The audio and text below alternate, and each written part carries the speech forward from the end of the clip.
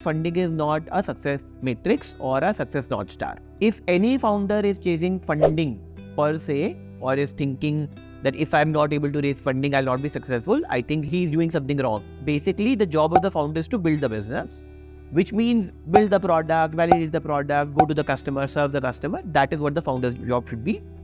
Funding generally comes as a part of the process.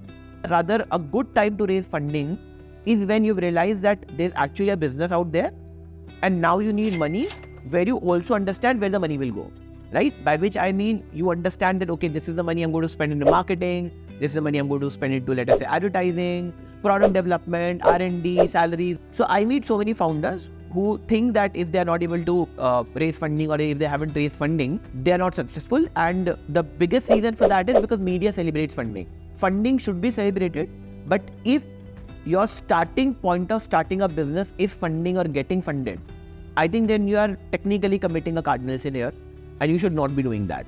You should solely focus on building the product, focus on serving the customer, let funding be a growth driver instead of an ultimate success North Star.